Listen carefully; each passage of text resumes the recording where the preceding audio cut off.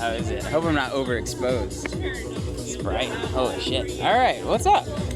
Not much. Go ahead and introduce yourself and tell us where we're at too, because this is my little piece of heaven. My name is DJ Ntrovert. You are about a mile from the OK Cafe, and this is also where the secret pool parties are thrown, where we have DJs come in, and for those who are really into the scene, get an invite. So, we're happy to have you here, very happy. Pleasure to be here. So, DJ Ntrovert, how does that work? Because you're throwing kick-ass pool parties, you've been in the scene for a long time. You've obviously are well connected and established. So, what's the duality between the name and the action, I guess? So, if you took me to a club, I wouldn't really talk to anybody because I'm an introvert. Yeah. I have to talk to so many people in my day job that when I'm away from it, I go into introvert mode, and I just kind of go into a shell like a turtle. What do you do for work, professionally? I work for an orthopedic surgeon, one of the top foot and ankle surgeons in the world, Dr. Errol Bailey. Great guy, and I absolutely love him to death. And we get it done. We if you break it, we fix it. Wow.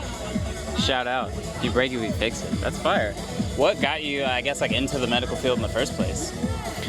My sister is a nurse, and she kind of one day kind of put down the law and said, you went to college, you dropped out, I see you're in the club scene. My husband's a policeman, so I know where you're at all the time. Right. So, and it's like, yeah, I am going to be in the club scene. These are my family, and, these are the people that look after me. So she's like, well, you need to get a daytime job. So I went to surgical tech school, and I became a scrub tech, and I scrubbed for, years until I got a teaching job. So, got to make the dollar. Yeah, you got to, for sure.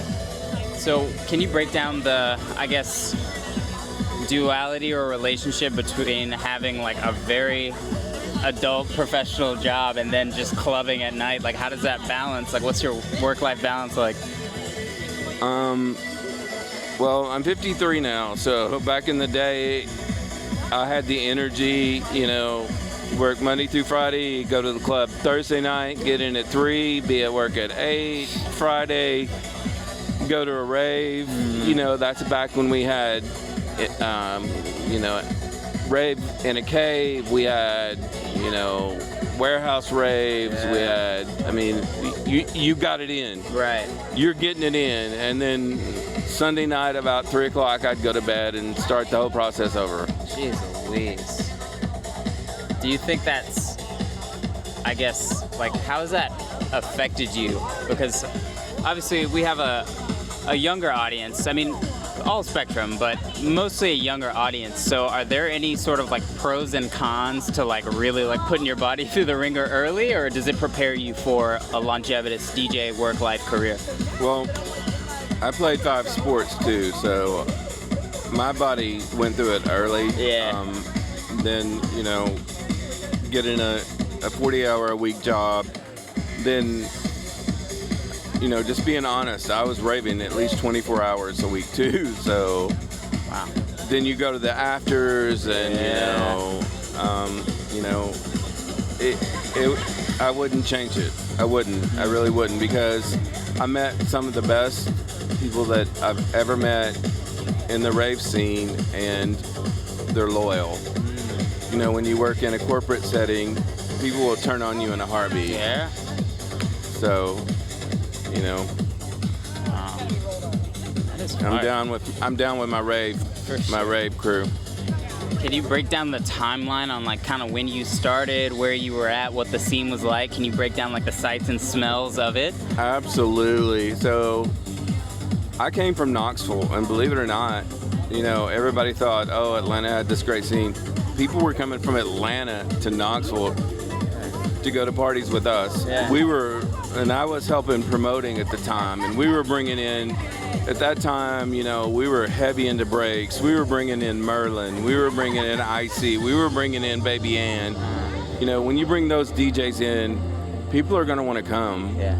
You know, but at the same time, you had the jealousy of other promoters who were saying, oh, well, you know, so-and-so, you know, got caught at the airport, they're not coming, so you wasted your money. But yet, our DJ was there. Right. So, you know, you had to fight for every dollar you could, because DJs back then made more than they do now. Interesting. Which is, you know, a sad thing, but, you know. And shout out to Merlin for, I mean, he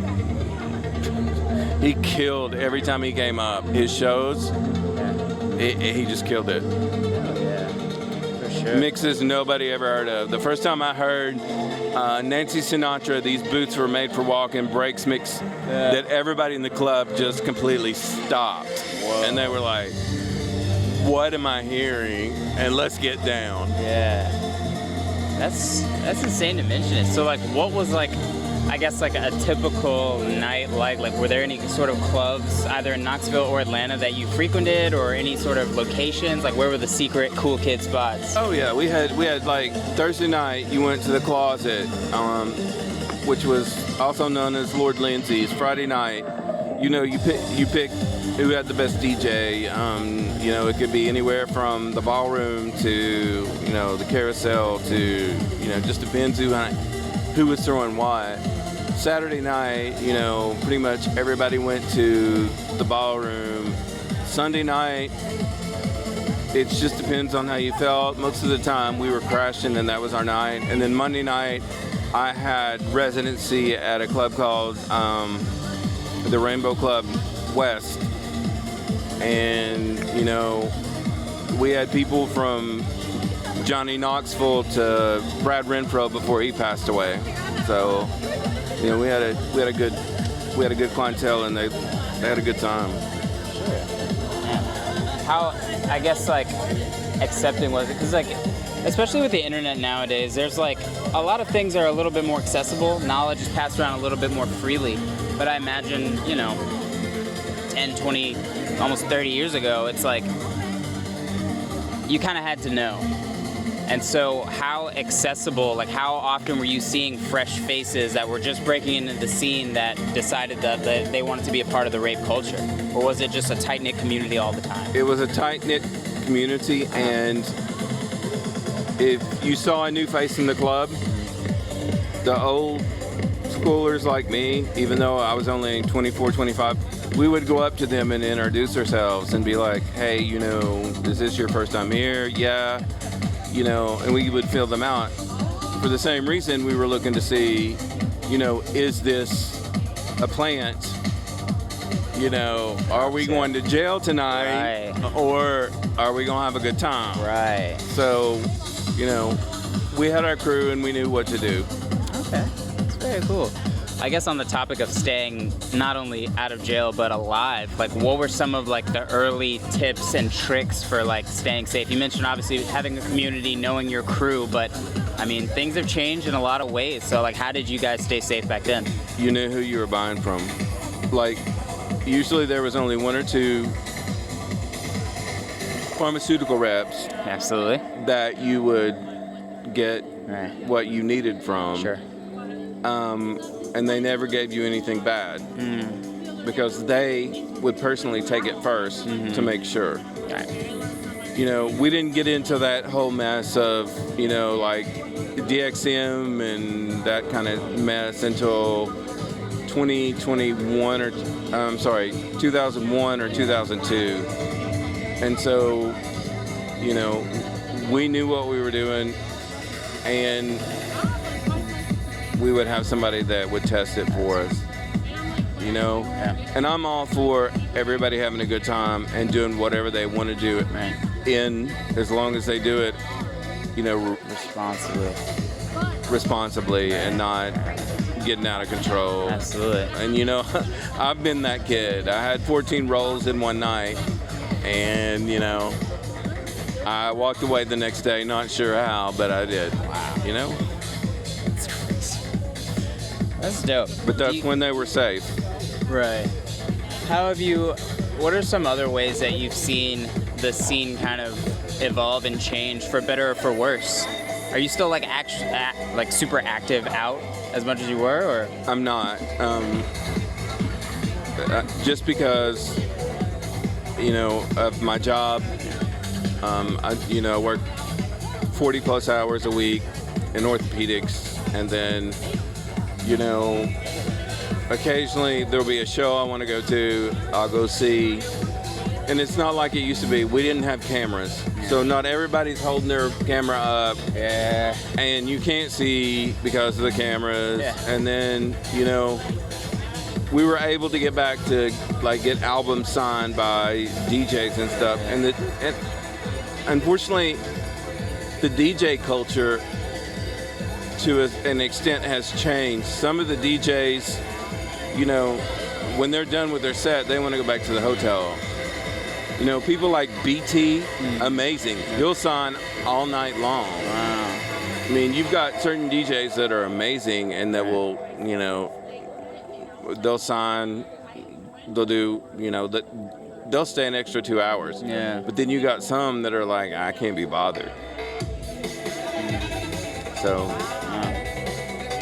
which, you know, being a DJ and being in this game since '98, you know, no, I'm not up there with John Summit. No, I'm not up there with Paul Oakenfold, which... Whoa.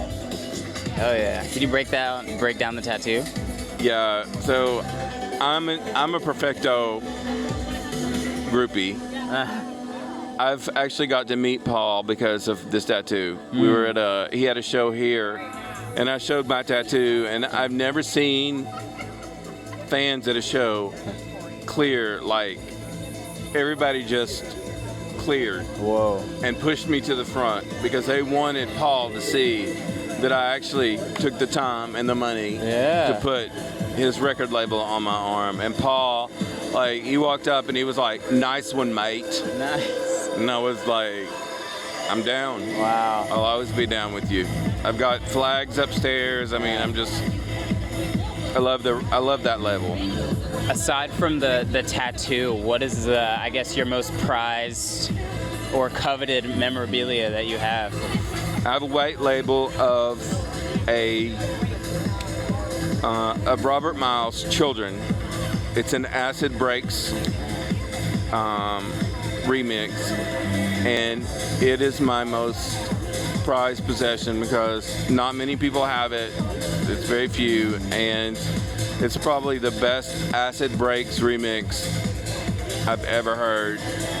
Like, it will break you down and make you cry at the end of the night. That's how good it is. That's dope. We gotta put that up in the screen. He probably can't hear me, but it's okay. We'll put a thumbnail or a link to the. It's called Ride to the Sky. Ride to the Sky. It's a white label. And I actually put it up on the internet, so you can go to my YouTube, JackKnox22, and find it. Solid. Are you regularly posting on YouTube, like rare breaks and stuff, or? I don't anymore because Sony has just they're in my ass 24/7 about don't do this and don't do that. So I'm down on Sony. I feel that. Gotta protect yourself legally for sure. Yeah, for real. On the topic of music, let's just dive into your set. Can you break down kind of what you played, where you started, where you ended, and the journey you kind of took everybody through today? So when I play a set, I'm a journeyman. So I'll start with, you know, something easy and something light. And I worked my way up to Blah Blah Blah by Armin at the last track, and people were like, You know, because I'm building, and then when I'm at my last track, I'm gonna hurt you. I'm gonna bang it out. Facts. Because, you know, if I'm going to a club and I'm gonna pay to see somebody, you know, if you're gonna play the same, you know, melodic line for an hour, 2 hours, then I'm not getting my money's worth. If you build and build and build and then bang it out, then yeah, you're getting what you pay for. Yeah, absolutely. What would you say the ratio is? Because obviously you've been doing this long enough to where you know what music works when, but you still have your own personal preference as a listener of music and a human being. So how do you draw the line between the crowd and who you're here to serve versus playing what you want to play and maybe potentially putting people on to new music? So I'm that kid that, well, I'm not that kid anymore. I'm that old man that plays, I've got the first four tracks set, and then I follow the crowd from there. So if they're digging my first four tracks, then I'll keep going with what I had planned. But if, you know, they're talking and they're taking, you know, on their phones and they're doing something, then I'm going to change it up. Right. You know, if you can't throw a Hail Mary in the middle of your set, then people are going to leave, or people are not going to, you know, they're not going to want to hear your sets. And, you know, it's all about making people happy. You know, in the world we live right now, you know, pardon my language, it's a shit show. So it's like, you know, my job as a DJ is to make people happy. And I'll do what I have to. Right. Have you ever found yourself in a situation where the crowd, like what you had prepared or excited to show the crowd, was the complete opposite of what they wanted? Absolutely. And I'm gonna catch hell for saying this, but sororities and fraternities, they want to come up and give you a song they want to hear. I'm a DJ. Yeah. I'm trying to give you something new. I don't want to hear the same remix of Britney Spears that's been going for the last 5 years. Yeah? Y'all need to check that at the door. Right. Wow. So how do you like navigate that? Because obviously stage presence and the overall flow is a factor as well. You know, some people, they're not getting the right reading from the crowd, they freeze up, and technical difficulties, or it just kind of derails them. But how do you navigate it? You don't do that. When you take your thumb drive in, or however you do, because I play off CDJs, you take enough music in where you can flip it up. Yeah. You know, flip it up. I mean, you got to. Sure. You'll end your career if you don't. Oh, if you don't adapt and change. If you can't adapt and change, then you don't have a career. What would you say, can you recall any time, like the most like far left switch up that you've had to do to please a crowd? Does anything come to mind? Oh yeah. So I was playing a club. It was when I had residency at, you know, back in Knoxville. You know, Johnny Knoxville, Brad Renfro, they all came in. And I was playing trance, and they were not in the mood for trance. They wanted something faster, and so, you know, you just work it over. You grab some drum and bass out of your bag, and you go with it. Oh, yeah. If they like it, you know you've done the right thing. If not, then you send somebody. Yeah. You know, I always have somebody with me. Hey, you know, what would you all like? What genre would make you happy? Absolutely. Because these people are paying to see you. Right. You know, and you can kill your career if you don't do the right thing. You might hate it, and it might like hurt your like ego, but you got to do what you got to do. What were some of your favorite tracks that you played in the set today? Oh, this for me was a set that, you know, I went back to from when I started, and tracks that I heard, and, you know, like, and I think Bottle Top Trance and Alchemy were 2 tracks that were newer, but I saw people really get into it, and you know, it made me happy. Right. So those were 2, you know, of the newer tracks. You know, Grease, I had played Grease 2000, the Gen X remix. Everybody went ape over that one. Sure. So, aside from the tracks that you mentioned that were your favorites, what are some of the tracks? Let's just say there's a young trance DJ wanting to get into the scene. What would you say needs to be on his USB first? Solar Stone, 7 Cities, the Atlantis remix of that.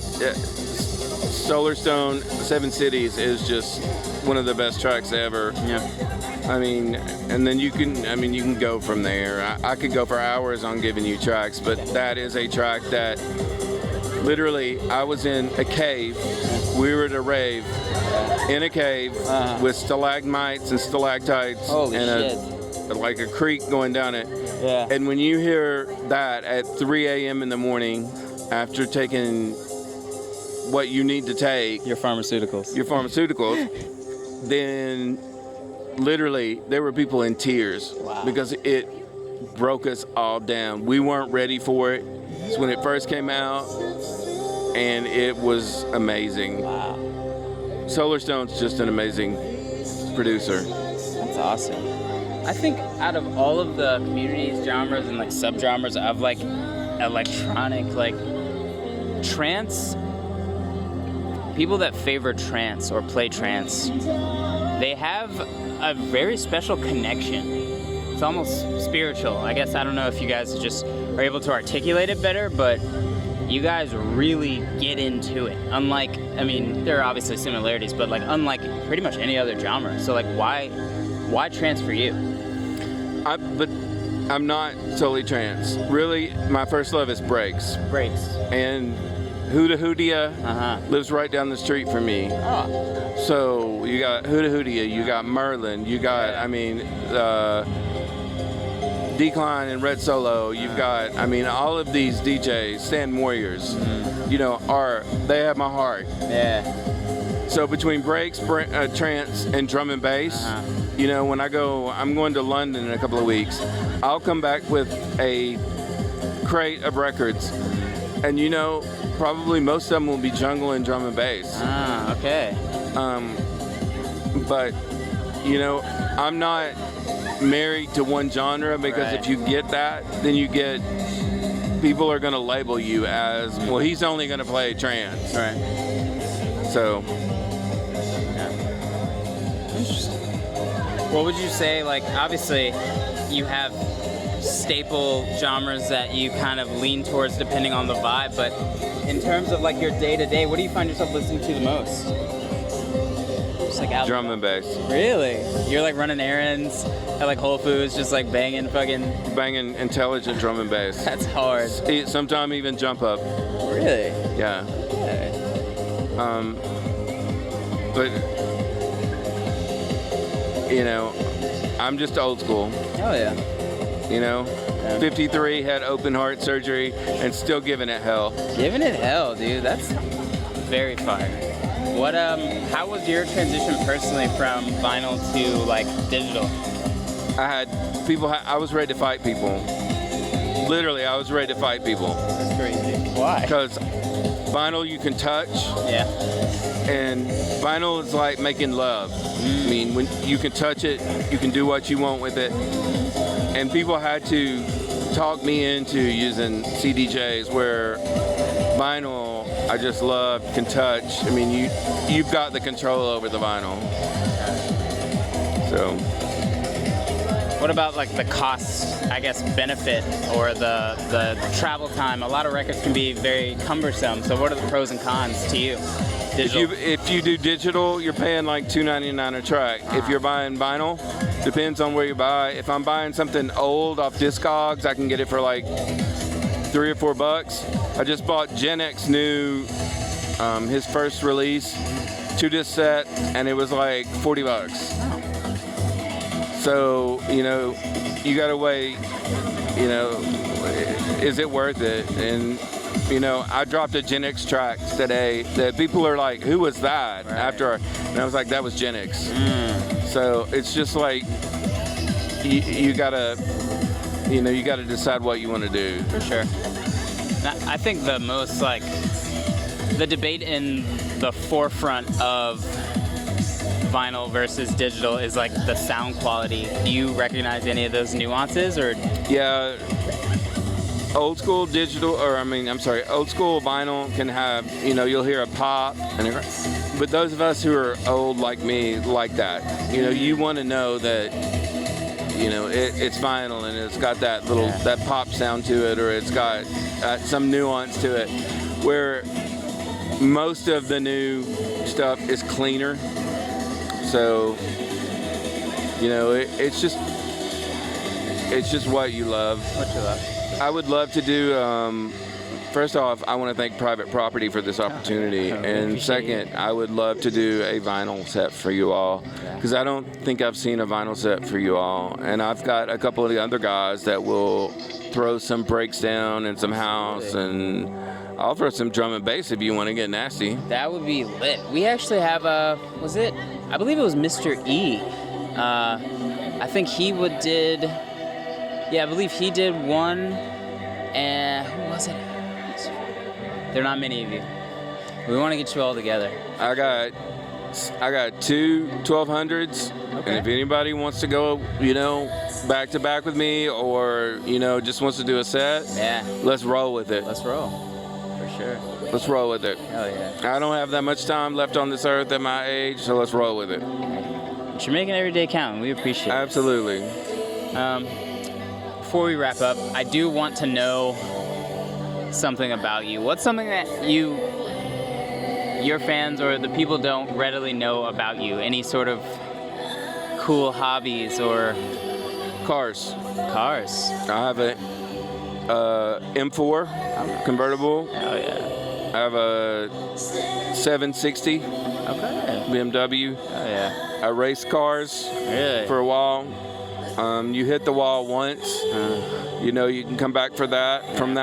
The second time you hit the wall, you're not coming back most of the time. So, like that, and anime. I watch anime from, if you haven't watched Hunter x Hunter, you need to watch Hunter x Hunter. Fucking watch it. Hunter x Hunter.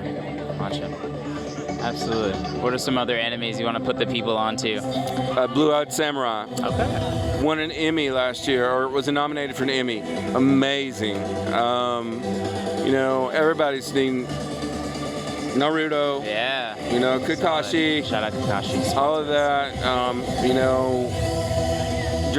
Demon Slayer. There's so many. I could go on for hours. Because I'm an anime head. Yeah, for sure. Would you ever host like an anime watch party? Absolutely. I got a pool house that has a fireplace. Put a TV up there. We could watch anime all night long. I'm down. And just rip whatever y'all want, because I love anime. Crazy. That'd be great. Honestly, this is one of the best spaces I've personally ever been to, especially to do something like this. I'm gonna get you to sign this giant key, but first I gotta wipe it off because we always forget to wipe it off. Fuck. No worries. Oh man. Is there a backstory behind this vase, or what is it? I'm not sure. I don't do the vases and that type of stuff in the house. Yeah. But if you want to talk anime, I'll take anime with you all day long. We have a group at work that are all anime heads, and you can see us in a corner, and people what are they doing? Are they doing drugs? What are they doing? What are you doing? No, we're talking about the last episode. Right. Blue, bold choice. What's your favorite color?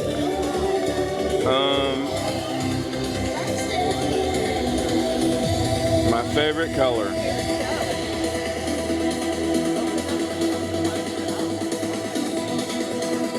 My favorite color is purple, because I'm a huge Prince fan.